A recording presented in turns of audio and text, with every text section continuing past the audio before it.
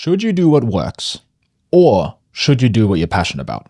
In life, when you're choosing a career, but even in your business and day-to-day tasks, is it better to prioritize, okay, I know this is going to do well, even though I don't like it that much, or no, I'm really excited by this. This is what I want to do with my life, with my business, with my day, whatever it is, and we just follow that. So upsides and downsides for both of them. It's a huge debate. If you look online, there's a whole camp saying, don't follow your passion. It's dumb. Just do what works, and then you're going to end up liking it, and winning and getting results is what makes something fun. And then there's the other side that says, you know what? Follow your heart's desire. Life is so short. Do what you're put on the planet for. And the downside of those people is sometimes they just don't get anywhere. So which one would you rather have? Would you rather get results or enjoy what you do and the results are not certain, right? So curious where you stand with this. And this was sparked by a conversation with my intern leaving. My unpaid slave intern that I've had here for 2 months. He was paid by his university. He was editing the episodes, and he has his own podcast. And he was thinking about, okay, should I talk to the experts that I really like and just position it the way I want to? Or should I start out in a niche where I know I can get results on, we strategize together. That's what we talk about on this podcast, life strategies to get results and also enjoy what you do, right? And so I'm going to share with you multiple mental frameworks and mental models that will support you with that. Because most people think in a way too shallow way about their passions and about whether you should do what works. And there's a lot of nuance to it. And I've thought a ton about this myself. I have reinvented myself multiple times in my life. I've started in e-commerce, and then I sold a business that I successfully built up to $2 million in revenue. I sold that, and then I started a YouTube channel. I tried a bunch of other stuff. I tried to find my passion, and over a long, painful process, I finally found my passion. And even now, I'm reinventing myself, right? So I'm reinventing myself with my channel, and I have a lot to say about this. And I'm also the go-to guy in my friend group for this. When somebody wants clarity about where they want to go, I strategize with them to get them to where they want to go, basically, right? So should I quit college? Should I quit this job? Should I break up with this partner I have, with this girlfriend or boyfriend that I have? And I've ended a lot of relationships. I have made a lot of people drop out of university or college and also quit their jobs. I've even made videos about it. And one video that I'm very proud of is called Why You Can't Find Your Passion. It got 1 million views, but that's not the thing I'm most proud of. The thing I'm most proud of is the comments and even friends who watched it and then talked to me about it. There were so many people who said, I've banged my head against the wall for years trying to find my passion and what I'm here to do on this planet and what the next career step would be, whatever it is, right? And you've given me a level of clarity with this one 15-minute video or however long it is that no one else ever has. I've never thought about it this way. And so just wanted to walk you through some of these ideas here. And you're going to leave with a roadmap with frameworks that allow you to see this in a completely different light that you maybe haven't considered before. And it could also save you a ton of headache and time just chasing things that, are really just wasting your valuable lifetime. They don't get results, or they do get results, but you hate it. And then you end up quitting doing whatever you're doing right now. And then you have to start from scratch, eventually doing something you actually enjoy more. So there's this huge debate, right? That is essentially about, is doing what you love going to yield better results? Is it worth it, right? Or should you just do what's successful and then you're going to end up loving it, right? On the one side, you have this whole camp where I cringe at people who say you should follow your passion. Just do what works. And, follow your passion is terrible advice. It'll keep you poor. And I think of people like a lot of business guys, right? They talk about that. Just like, just do what works. And then you have the other camp. You have these artists, right? You have people who they care more about what they work on than if it's going to work. They want to make this revolutionary product. They want to make these videos on YouTube that speak from their soul. They want to work on something very specific Whereas the don't follow your passion guys, they just care more about the game in general. And this alone was a huge distinction for me that I realized only later on. That made a lot of sense because even the business guys actually follow their passion. So the first framework that really opened my eyes came to me when I made the huge grave mistake of raising money for my YouTube channel. So I was under the belief that, okay, I'm going to have to make this channel work better. Bigger views, bigger team, and if we have a bigger team, we can make better videos and we'll grow faster, right? That's a common fallacy that so many entrepreneurs fall into. I feel like this is one of the things that every entrepreneur goes through once, where they overhire people. And that was my iteration of that. That was my story of when I did that. So I knew that if I posted on Instagram saying, hey, I'm looking to raise $100,000 to grow faster, is there anyone who could possibly do that? I knew that if I did that, Mr. Beast would see it, because Jimmy Donaldson and I, we've had a few phone calls over the years, and I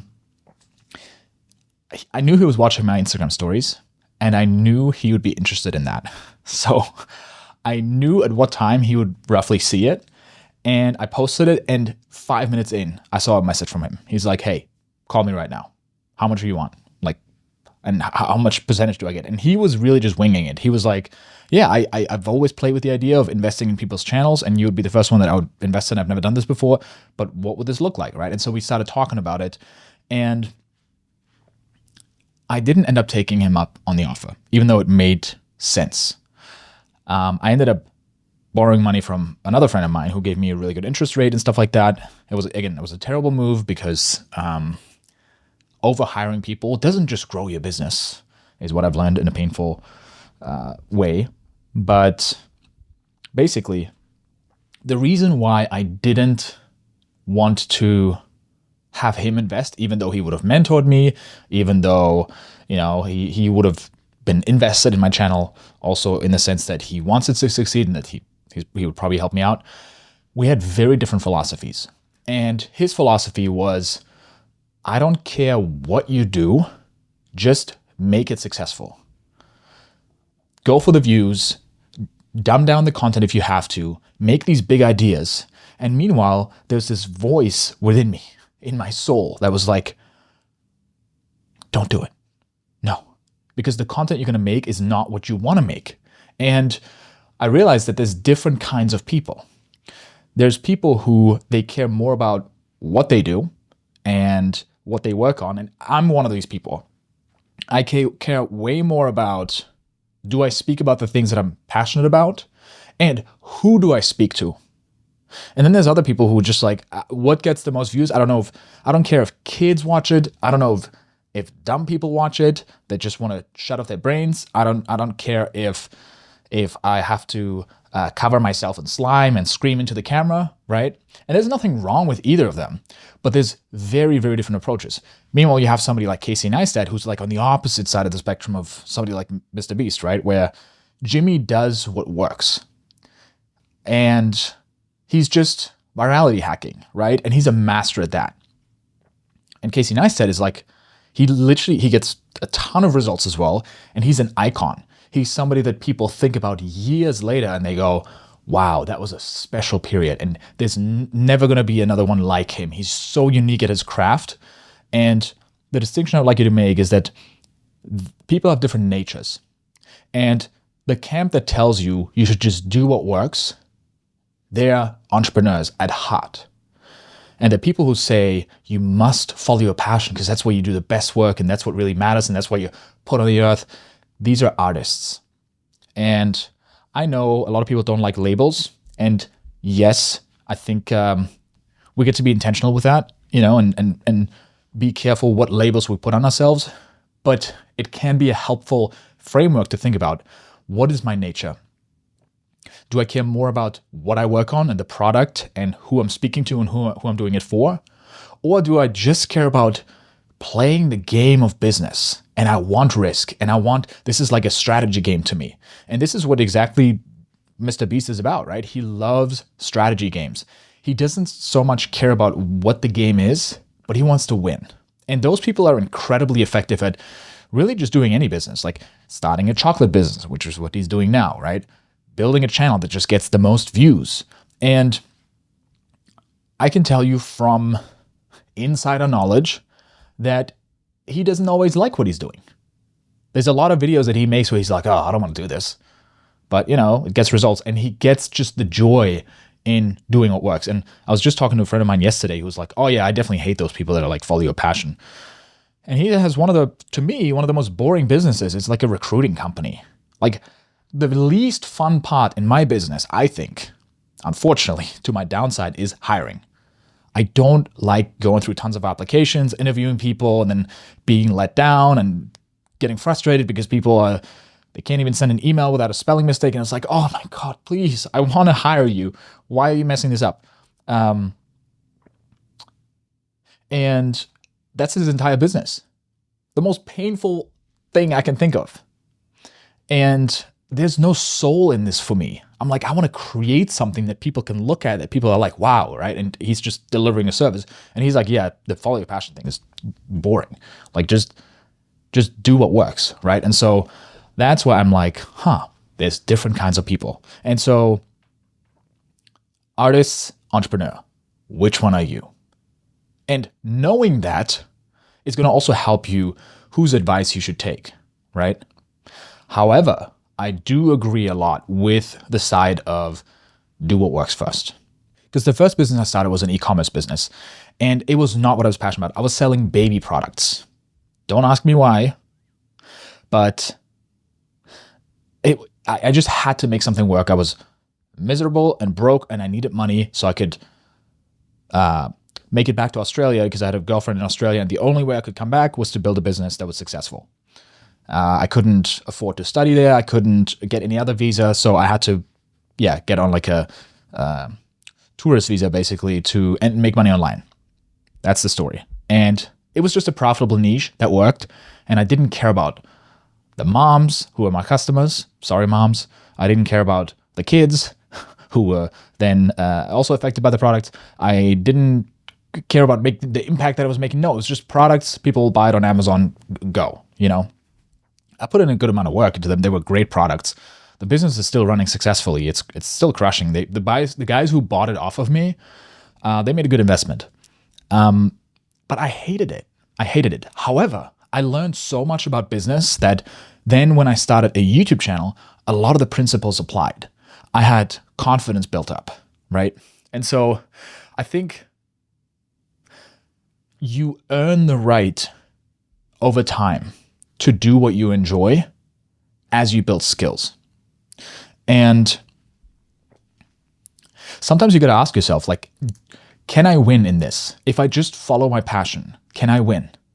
Because, man, there are so many actors, wannabe actors in Hollywood who are waiting tables for a decade, and they never make it, right? They never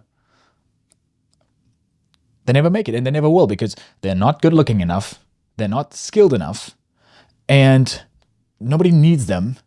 And even if they go all in on their passion, they're just not going to make it. However, that's where you got to find your niche. It's almost like an evolutionary idea where an animal might not be the strongest or the fastest, but it finds a specific niche where it can survive, where it adds a few skills to it that it can just crush it, right?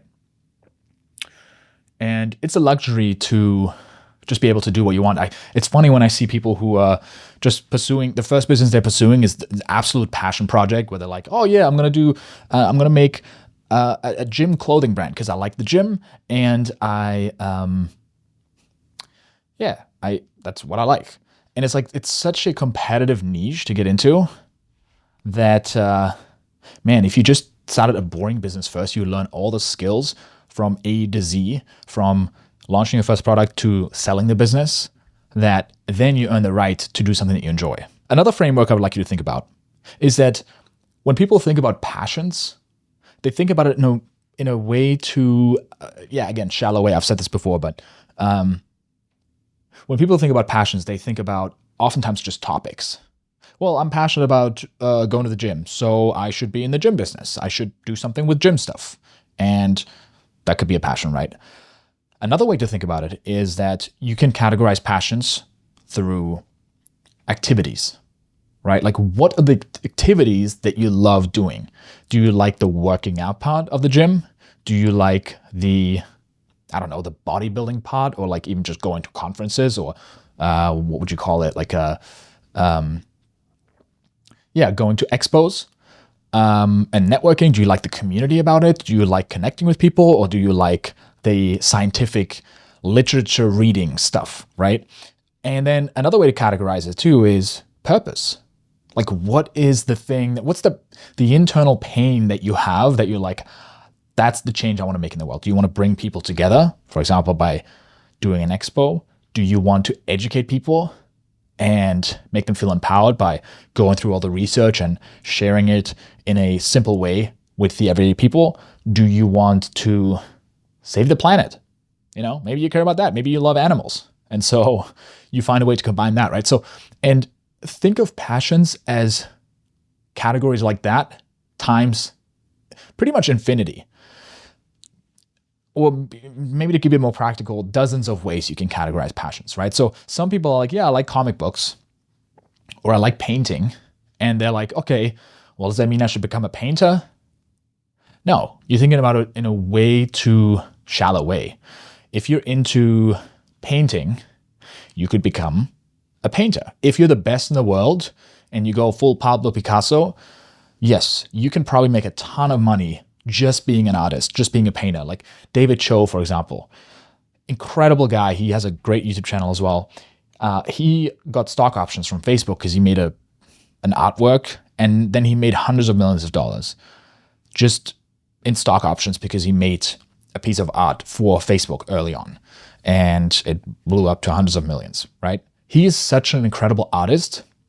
He can win in that realm, just being an artist. However, that's where it takes self-awareness. Am I good enough for this? Like, can I crush it in that so hard that I can just be a painter and make millions of dollars? Now, the thing is, if you are 90% as good as him, you're probably not going to make it. However, if you add another additional skill, for example, learning how to teach, then you can be an incredible artist who's also an incredible teacher, and you can make a ton of money with that, and doing something that works and something that you enjoy, right?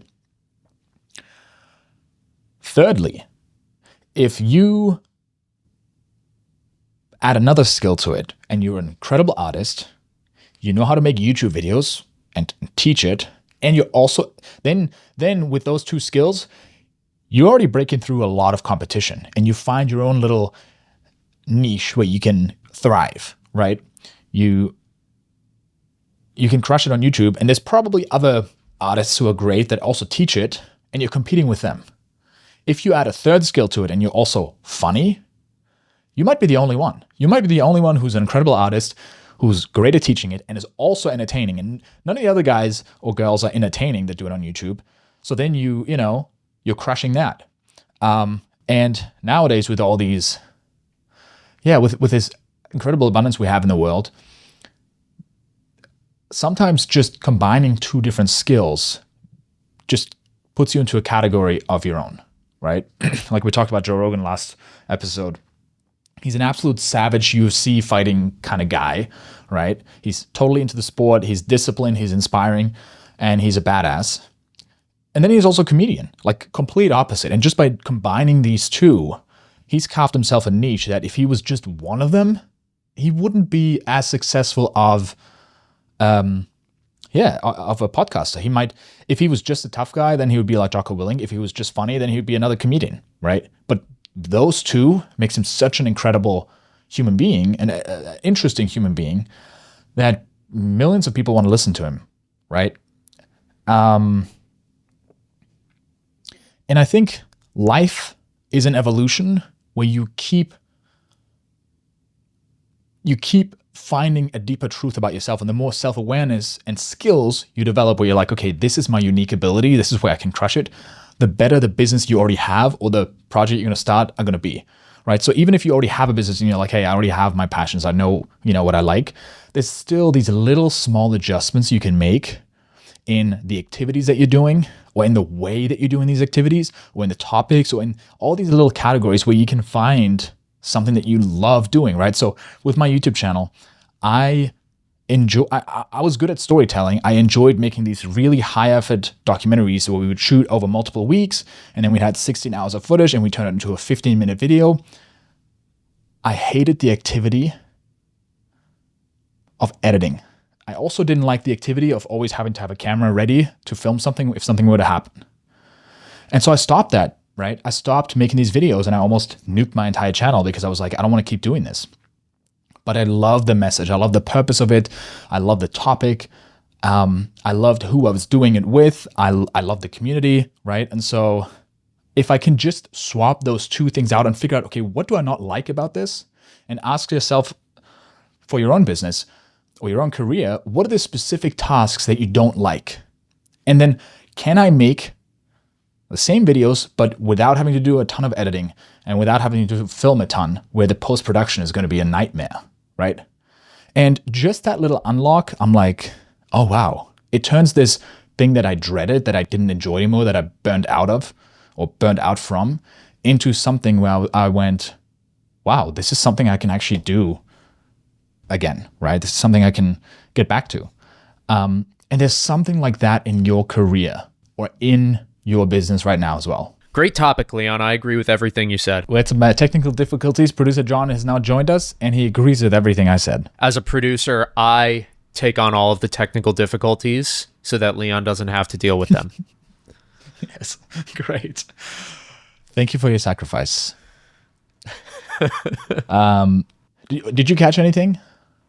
I caught you talking about some people try to do their passion and they're fucking morons. They should do drop shipping or whatever it is you said. I don't know. No. It really bugs me when people think that when I talk about e-commerce, I was doing drop shipping. Listen, drop shipping is not a real business. If you're not an entrepreneur, you're an entrepreneur, but you're not a business owner if you do drop shipping. That's not a real business. That's just... You're just being a middleman, right? For like, yeah, you're a salesperson. I don't know. Anyways, I had a real brand. It had its own brand name. I designed the products myself, and it crushed it. And I sold the business for a good chunk of money. And nice. Yeah. So I'm not like those guys. No, I was talking about should you do what works or what you're passionate about? And I was talking about some frameworks that, that... Can we do some match or mismatch or action and say that what you love hopefully is what works? Like if you love it, you'll do it more and better, and then that'll make it work. Yeah. So oftentimes they feed each other too, right? If you're just doing what you love, you get better at it, and then you can make it work. The point I was making was it's kind of a luxury that you enjoy over time. The key point I'm making here is that as time goes on, as you get more skilled, you develop more self-awareness to figure out where you can win best. What's your unique ability? What is the thing that you can do so well that others can't? And then maybe you stack other skills on top of it. And you continuously look at, okay, what am I working on right now? What do I enjoy? What do I want to do more of? And what do I not enjoy? And what do I want to do less of? You continuously make little tweaks and adjustments to create an absolutely like fulfilling, successful career and life, really, right? So yeah, and I think there's a lot more frameworks that I can dig into. But I think for this episode, I'll just keep it at that. And just do an audit, because I think there's things that we do in our business that we hate, or in our careers, or in, where we're just like, I don't have to do that. If I just build another skill, or I think about it differently, I can swap this part. And when I look at my career so far, every year that goes by, I enjoy what I do more and more. That's awesome. Because I just choose. I'm like, I don't want to do this. Okay, how might I get the same results with something else? Sometimes I need to add a skill on that, right? For example, with a ton of editing, you can get away with worse storytelling. But if you get really good at storytelling, you don't actually need any crazy edits. You just know how to pull the person in, right? And okay, having something good to say, right? Like in my 30s now, I'm not 30 yet, but I'm already thinking of myself as being in my 30s now. There's skills I want to develop where I become so good at what I do and I become an expert in certain areas where I actually have good things to say, right? Which up until this point, well, I feel like I'm an expert in a few things, but just if I add more to it, it's going to be so much easier to make money, make an impact, and yeah, be passionate about what I do, because I love it when I'm good at something and I can teach it to someone. So cool. If you're new here, you are listening to the Driven Podcast, where we talk about life strategies. We believe that life is a game that you win by achieving your goals while also having fun, hence the topic. And yeah, you could just focus on winning, like I did when I sold my first business in 2018, or when I was chasing views with my main YouTube channel without enjoying any of it. But what's the point of a game if you're not having fun? So that's what life strategy is about. That's what we talk about here. And every week we share different strategies to achieve your goals faster while also having fun playing the game of life. And share this with a friend. There's probably someone you know who would benefit from this that we just talked about, and share it with them, because it's the best way that we grow. John, how are you doing? I'm doing really well now that I've had my weekly dose of technical difficulties.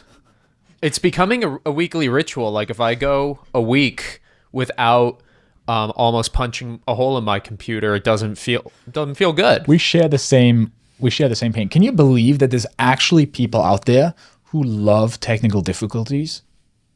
Because there are. That's why they're so well paid, and they should be, because this is so frustrating.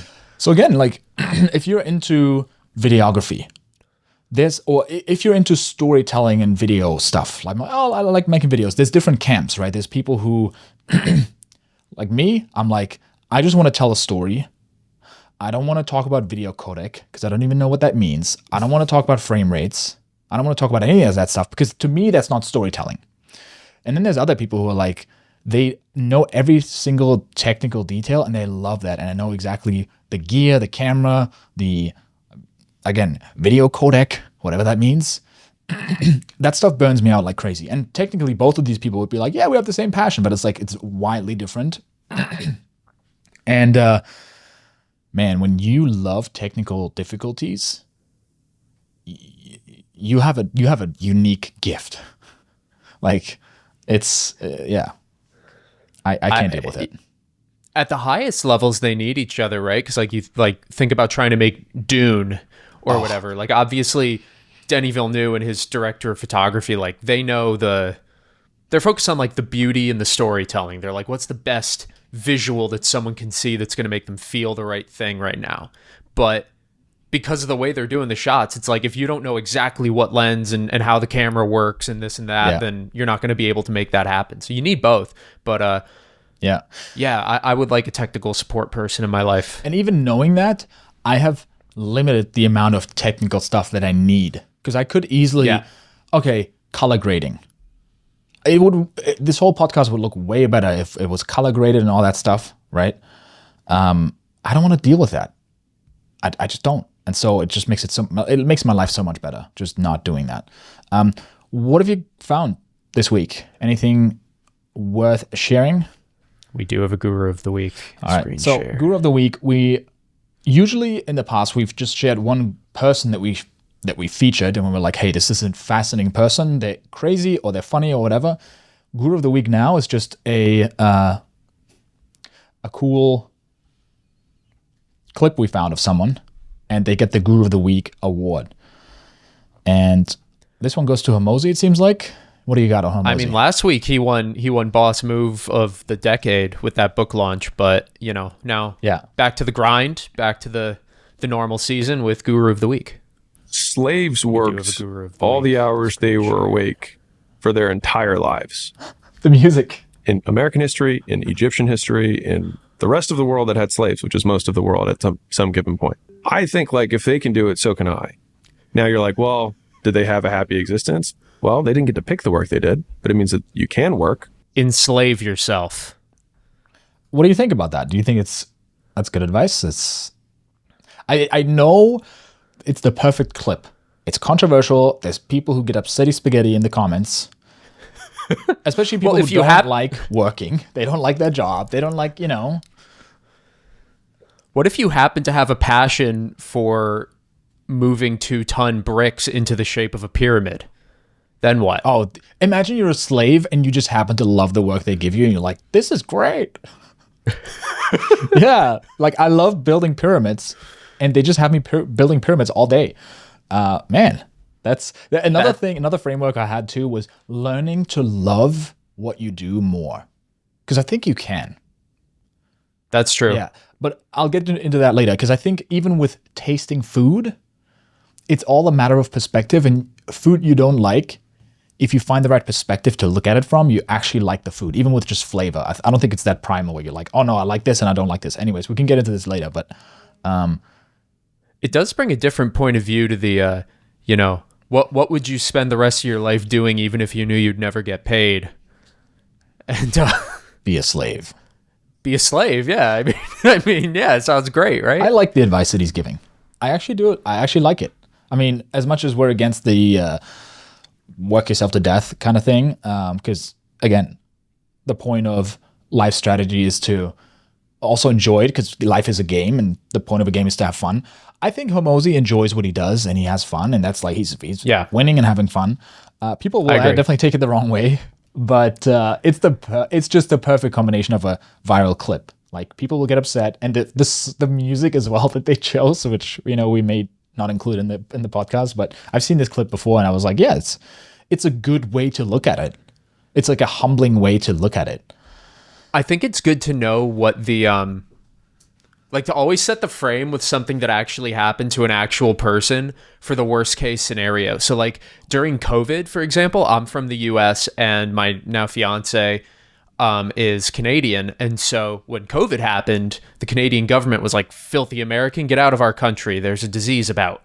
And so I couldn't see her for like 10 months. Oh, wow. And at first it sucked. It was, I'm not even going to sugarcoat it. It was terrible. But I'm also aware that like, I don't know, there are like dudes who go off to war for like 4 years, who went to Afghanistan or whatever for 4 years. And they only, they have to FaceTime their girl from the desert where it's like 240p potato phone. Like, so if they can do it, I can do this. Yeah, exactly. So like, it wasn't great, but if you set the frame of like real people did this thing that's way worse and they were mostly fine.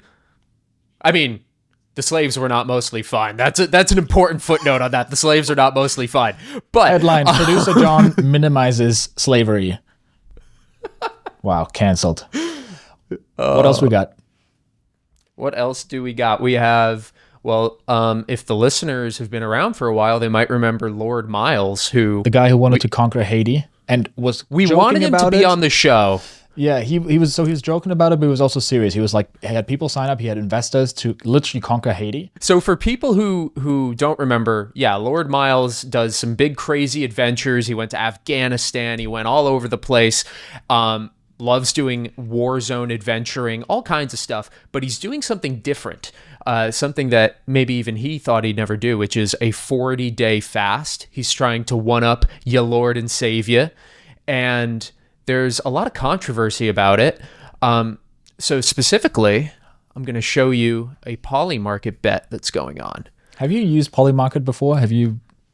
I worked for a startup that was an early competitor to Polymarket. Obviously, we didn't make it, or I would not be on this show. So I'm familiar with the concept and how much money you can lose on it. Yeah. So Polymarket, basically it's a betting market. The odds on like how likely he is to do it is simply determined by how many people. So more people think he's going to do the 40-day fast, so it's more expensive to buy in, and etc. And he's live streaming the whole thing. So here he is right now in Afghanistan. Oh, this is live right now? Yeah, here he is shit posting on Twitter right now. Is he doing what he loves, or is he doing what works? I mean, look at this trade volume. Like, if he monetizes this in any way, he's going to be... I'm pretty sure he'll learn to love it. Okay, what's the trade volume? So just for people who are just listening to the audio? Trade volume, so $1,480,000 worth of bets, one way or the other, have been made. That's how much of people bet for it or against it? That's total. Yeah. So as far as people who think, it's 62% of people think that he will do the 40-day fast. And somewhere here, I have it saved. You can see, here in the show notes, you can see the most. So this person named eCash has bet $235,000 that he'll be able to do it. And this person, Windwalker, and also Lord Miles hater, have bet $600,000 that he's going to fail. 600 and how isn't this really dumb? Because couldn't he easily just lie about it? I don't know. Well, he's live streaming, but that's what the controversy is. So the dude who bet 500,000, he says, and I'll read this for people who are listening. Myself and at least 3 other market participants will be jointly filing a civil lawsuit against Lord Miles and Morgan, I don't know who Morgan is, for fraud and misrepresentation via a group litigation order. I spoke with 2 different attorneys who specialize in civil fraud, both located in London. They told me that we have a strong case for relief under UK law. So what is it about? Is it because they bet against him and they say he's not honest? Yeah, they think that he's not being honest. They think that he's manipulating the video. And Lord Miles is not shying away from this controversy. He says, quote, "This retard bet $230,000 against me failing my 40-day fast. He sees that I'm going strong and hints people to swat me. I change locations, so that's what the problem is." Lord Miles is saying this guy tried to mess up his fast by sabotaging it with the cops. So to get away from the cops, he changed location. And while he was changing location, he wasn't on live stream. So the allegation is that he must have eaten food while he was changing locations. That's so messed up. All of it is messed up. Man, this is where people, again, some people just have a crazy high conflict tolerance.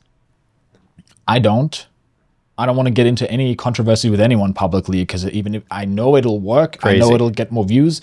No, I don't want that. Like what Jake Paul and Logan Paul do all the time, which is how they built their entire career, is controversy. I don't want to do it. That's fair. But yeah, if you can, then lean into it, you know? And I guess the final update for those who are curious, he's on day 8 right now, and maybe we'll do an update if he makes it to day 40. And he's losing about 1.1 pounds per day. And he's lost 14.5 pounds in 8 days. So if you need to slim down for Christmas or a wedding. Oh, I think fasting is the ultimate hack. If you look at your body right now and you have a bit of fat that you wish you didn't have, maybe I'm thinking about this too simply, but just do a fast and you lose it. And I know people will say that's not sustainable. It actually, I think it is, because you can fast as many times as you want, and fasting is very healthy. Maybe don't do it if you're 300 pounds overweight, but if I had a bunch of fat on my body that I didn't want, I would just do a fast. This is what I literally do.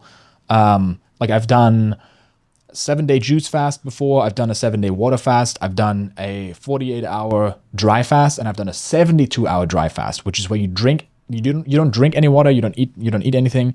And I did a hard dry fast for 72 hours where you don't even shower, you don't even get in touch with water. It's supposedly twice as hard because when you shower, your body rehydrates through your skin, and it's a guaranteed way to get super shredded. And if you're worried about losing muscle, just by walking, you retain majority of the muscle, which is what Joseph Everett was talking about. So, right, man, I mean, and is it difficult? I mean, yeah, it's difficult for 3 days, but you know what's also difficult? Being in a calorie deficit for weeks to slowly lose. Yeah, that sucks. And it's also very. That's what I do. Every New Year, I'm just like, I'll just fast 1 or 2 days a week until the end of February, and then usually Christmas and all the barbecues from the summer are undone. Yeah. By then, the one thing that people should know, one practical tip: if you do fasting, especially if you do longer than 2 or 3 days and you get into ketosis, your breath is going to smell like an asshole. It is going to be so bad. Dude, this happened to me. I was on day 5 of a fast, and I was at a meditation retreat. I was working at it actually, and I was talking to one of the other, like the camera guy who was filming the event. around a campfire, and it was like this nice, like serene moment, and everyone's opening up and sharing their experiences and their lessons and their feelings. And I turned to the other guy and I'm like, isn't this just such a nice time? This is just such a great. So, and he's like, bro, your breath. He like ruins. He's like, go brush your teeth. And I'm like, I mouthwash every 3 hours while I'm fasting because I know it's going to reek, and it just does nothing. Oh, quick hack on how to never have bad breath. There are some people I know, it seems like they're born with it. It comes from the deepest tubes inside of their body that just like this reeking smell. And it doesn't matter if it's like you're brushing your teeth or whatever. It comes from the inside of your body. You're rotten from the inside. But there is a hack on how to never have bad breath. And I've tested it a little bit and it seems to work. It's from Tony Robbins, the one and only. And so Russell Brunson, the .com Secrets ClickFunnels author. guy. What's that? ClickFunnels guy, Exactly, right? the ClickFunnels guy who also wrote .com Secrets. Basically the Hormozi before Hormozi launched all his books. He asked Tony Robbins one day, he could ask him any question, and he was getting coaching from Tony. And one of the questions he asked him was, hey, Tony, how come you never have bad breath? And Tony was like, funny you ask. Because he said, like, Tony talks a lot about having an alkaline body, right? So if you're too acidic, or if you're not acidic enough, you don't have the right balance, but you want to be alkaline, the right acidity in your body for maximum energy, and also, to reduce inflammation, stuff like that.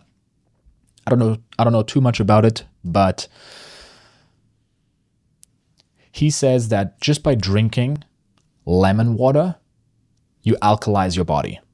And when you alkalize your body, you can get rid of that bad breath that sometimes just comes from the inside. So you were in ketosis, which means you might have been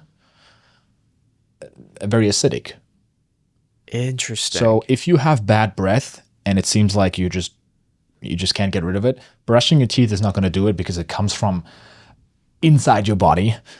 And drink some lemon water. Try that out. Interesting. So yeah, like brushing your teeth just keeps the actual mouth and teeth clean, but the smell is coming from your tummy. Exactly. Your tummy stinks. Okay. So we shouldn't say your breath stinks. It's your tummy stinks, and it comes out. Who you are on the inside is awful and rotten. Yeah. Exactly. So you just eat alkaline food. So like lemon. What else is an alkaline food? Let's see. I cheated on every exam in that class. Alkaline foods. Nuts. Avocado. I eat a lot of avocado. Wait, so keto. Broccoli. Apple. Oh, okay. Beetroot. Fruits. Bananas. Blueberries. I never struggle with bad breath. And I have a lot of these things. Every day. Wonderful. Yeah. Good to know. Cool. Dude, I saw this one video that was very emotional, and it spoke to a deeper truth that I wanted to share. So here we have a man who's sitting outside in his backyard, and his woman comes up to him and says this. Hey, what are you doing? I came out to check on you. Huh? What are you doing? Thought you were working. I'm looking at this. What is it? It's wire. It's a spool of wire. And I'm almost out of it. Can you see the spool of wire? Mm-hmm. I'm almost out of it. Okay. And I've had this spool of wire for like 40 years. I bought it like this it's not a piece of a long time ago, but it's like 40 years of my life is in the wire that's gone. Does that make sense? This is what's left. Does that make I'm sense? sorry to hear that, and it's sad for you, but you're wearing your Jets hat, and I'm a little concerned right now that you're wearing your Jets hat. I thought that's why you were crying. Okay, I'm done.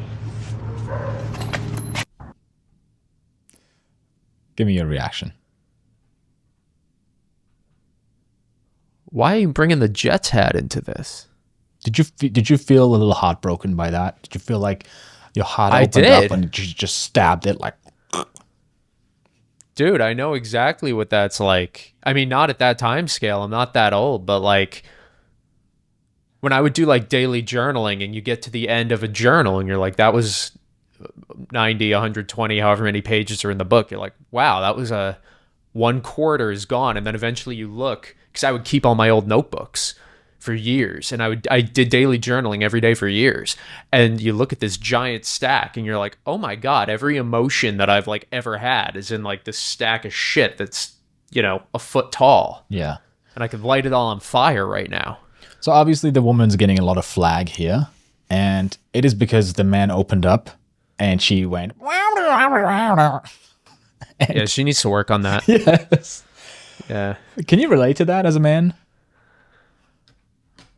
Times you've opened up and you're like, okay, I'm not gonna do that again. yes, but luckily not with my fiance. She's very chill and good about that kind of stuff. But in general, and from other, whether it's men or women, yeah, totally. I remember one time, bro, when I was a kid, I was like 13, and I had my friend over, and we were playing Portal, and the one with the co-op, and I wanted Portal to make 2. Portal 2, and I wanted to make little mini hot dogs. So naturally, being like a big fat kid, I made like 70 of them, In the I game? didn't know how to use the oven. So no, like in real life, like I needed a gamer fuel, bro. And so I made like 70 of these, and it was like, I was a kid, so it was like one of my first times operating the oven, and I put them all in, and I closed it, and I thought I did it right, and then I turned to my mom, and I'm like, yo, am I winning? Which was like, when I was a kid, that's how like middle schoolers would be like, did I do it right? Like that was slang for did I do it right? I'm like, yo, mom, did I win? And then she's like, the war against being fat. And I'm like, what? Like my mom fucking, God. whoa, But look at you now. decapitation You're ripped strike. now. Thank you, Mom. Say it with me. Thank you, Mom. Thanks, mom. Yes. Thanks, mom. Wow, that is savage for a mom. I mean, Thank you, Dad, Linda. I get it. But wow. Yeah. How about you? Yeah. So this whole, so the woman got a lot of flag. There's an update on it too, where I think they both. Yeah, there's an update where he's making a video about defending his wife. You know, where he's like, Well, that's honorable. yeah, basically he's saying like, oh, you know, I blindsided her. It was my fault. I shouldn't have just gone so deep. And it's funny because they make a bunch of shorts, you know, they make a bunch of videos where they make a bunch of shorts and videos where they talk about their relationship, and all the comments are always about the spool of wire. Are these guys influencers? Like they make videos all the time? Or are these just Yeah. random people who accidentally went viral? No, they're kind of influencers, and Oh, okay. I don't know, but it seems I authentic. feel like you should leave your relationship. I mean, I guess if you're influencers, that's different. But like in general, I could never. I could never. you can't put. I'm posting like my wedding pictures, and like that's it. Like I don't post about my Yeah. relationship. There's no reason to do that, or your kids. I don't get that. Oh, terrible. Yeah, no. Yeah. Quick update on my life. I invented something that is a really cool hack that helps you in your work. It helps you turn off your brain. And it just makes you a more interesting person. I'll call it a hobby. So it's the idea that you do things that don't have to be productive. They can just be fun. I don't understand. Yeah, I can talk to you. I can explain it to you. For example, just sign up for pickleball. I talked to Seam Land. He is this guy on YouTube who talks about longevity, and he's actually somebody who has a slower aging pace than Brian Johnson. I think right now Brian Johnson is slower than him, but he basically had the slowest age at some point with 0.67 years. 0.67 pace of aging. So basically, it means that for every year, he only ages 0.67 years. So basically, when he's 27, he's still a minor. Wow. And he uses hobbies to achieve immortality? No. So I asked him, one of the questions I asked him was, hey, I have a big problem. I know I should be doing cardio. I know it. I know it's very important for my longevity, but I hate running. What do I do? I just don't want to. Please don't make me run. And I found the hack. Just have a hobby where you play ball, pick a ball, and Mike Black, the guy who was in my most viewed video, the millionaire who went homeless to prove that anyone can make $1 million, He hit me up and he was like, hey, want to sign up for this? And it's like this entrepreneur pickleball off-season tournament for 7 weeks. Every Wednesday we play pickleball. There's a bunch of entrepreneurs there, and great. Highly recommend getting a hobby. Is this weird? Is this weird advice? Wait, so Try it the out. whole point of the hobby is that it's not necessarily about productivity and work and career goals, right? Oh, damn, I made it productive again, right? By making it a zone But you're doing it with millionaires who are in your YouTube videos. Yes, exactly. Exactly. So it's still productive. I get It's it. still productive. But yeah, it brings alive a side in me where I'm like, I love competition. I love sports, and when I get into something, I love getting good at it fast. And I always run the same playbook in my mind. Whenever I get into, like, if I get into chess, if I get into pickleball, if I get into making YouTube videos or whatever, right, into podcasting, I'm always like, okay, what are the core principles? What are the key bottlenecks? Like, just give me the sauce. And yesterday we had our first game. We won both of them. We had our first day. We had 2 games. We crushed the enemies. It felt so good, and I learned a lot of the new principles. And sometimes it's just about knowing those few things that, okay, if you do this and this and this right, you're going to win. In pickleball, it is you want to control the front, and you want to coordinate well with your partner. What does control the front mean? So I've never played pickleball. just rushing to the front when you have space, because then you dominate the field, basically. You can send them to the left and right and left and right. And also, dude, this is probably one of the best tips I can give for anyone who wants to win at a sport that is like ping pong or pickleball or anything like that. Whenever I want to win and I'm like, oh, okay, like it's a close match, or my enemy is catching up in terms of my opponent, I should say, is catching up with points. The one thing I always tell myself is, okay, let's just not make mistakes. If you focus on just not making mistakes and you play boring and safe and simple, you're going to win.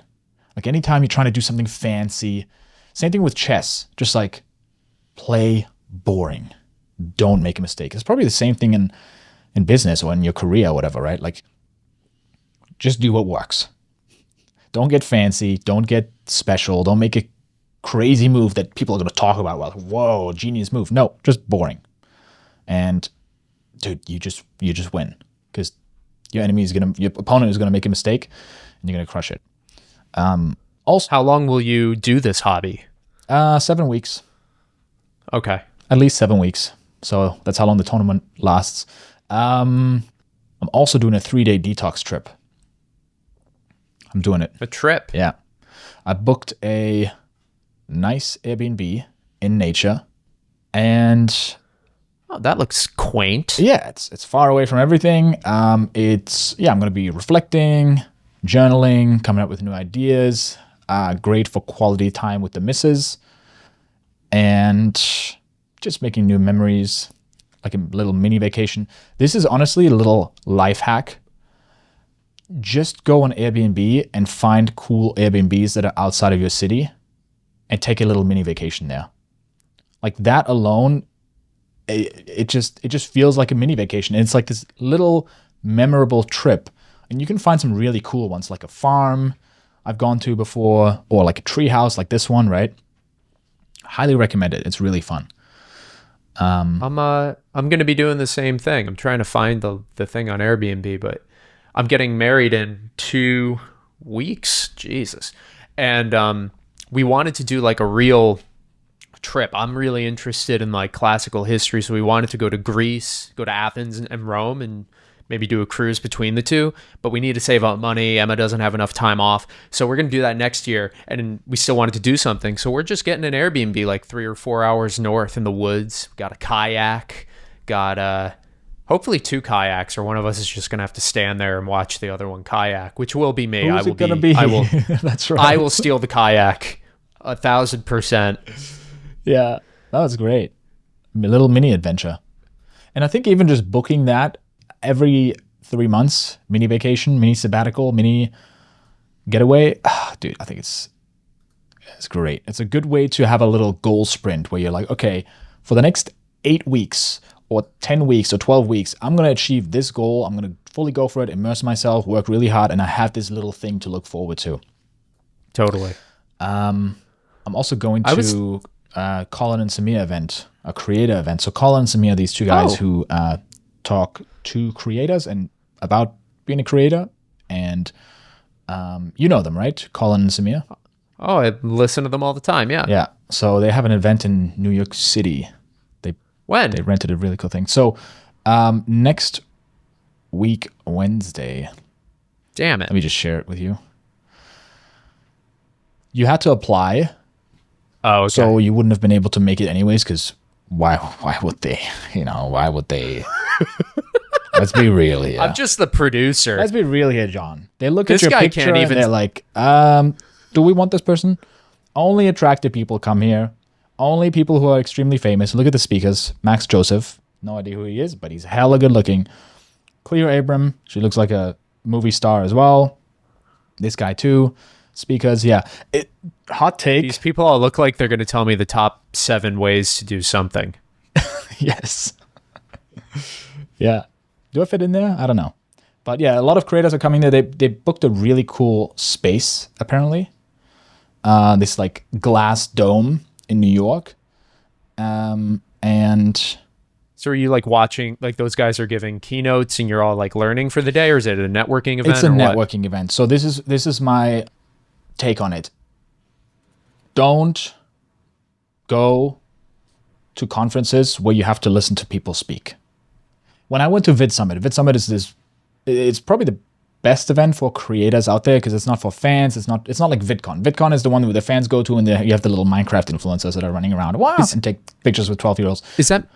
Is that Mr. Beast's Vid Summit? Is that his company? Yeah, Jimmy now, he invested into it and he owns a piece of it, I think. And so basically that's where the creators go and they hang out. But I don't know if I really fit in there because there's not a lot of like educational creators. There's a lot of like mainstream entertainment people there. Right.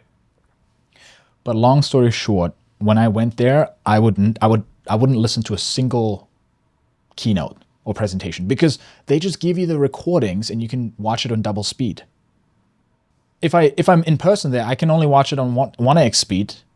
I tried like, hey, can you speak faster? Like they don't do it.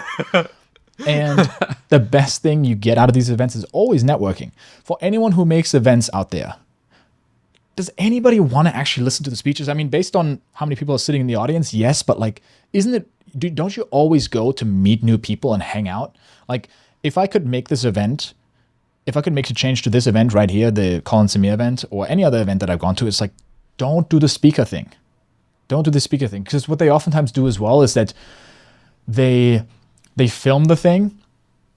And one of the worst things you can do is have a speaker there and you film it and the audience is like half full and there's all these empty seats. It looks terrible for you and your brand and so what they always do is they make sure, hey, make sure to come to the speech, make sure you come in, make sure, hey, guys, come in, and they try to force you into these seats. And it's like, but if you have to force people, don't like, just let them not do it if they don't want to. Like, just, if I made an event, I wouldn't want to, like, unless it truly is just you listening to Jordan Peterson speak, you don't want to network with people there. But if it's to meet people, like, just make it that. That's my take. And if you go into an event, don't listen to the speeches. Like, if you get recordings, there's no point in listening to it in the moment. The conversations you have outside of the conference room, the connections you make, dude, like, incredible. That's where all the value is. Yeah, that's the conference strategy, basically. But luckily for Colin and Samir, this criticism will not be airing until after you've already gone to their event. Yeah. And maybe I would just have a weird taste. Maybe, people maybe love it. And so I don't know anything about events. That I should say that too. But I really like listening to good, because I get what you're saying, because a lot of the time at conferences, the speeches are either like maybe there's like 4 or 5 different niches of people who are attending. So the speakers are like, oh, we need to have one speech that caters to these people. And then that's not what you want to learn. Like maybe there's like a thumbnail expert at this event. And you're like, I got thumbnails on lock. I want to learn about script writing. And then Actually, my friend, if you watch the friend of mine, she's speaking about thumbnails. Yeah. And you will be not supporting her. You will be outside No, I'll securing be the bag. I'll be supporting You will her. you'll be outside securing the bag, loading your CRM full of influential men and women. Yeah. Is that a show? That's a show. Let's wrap it. That's a show. All right. Thanks for We did a listening. show. See you next week. Peace. Bye-bye.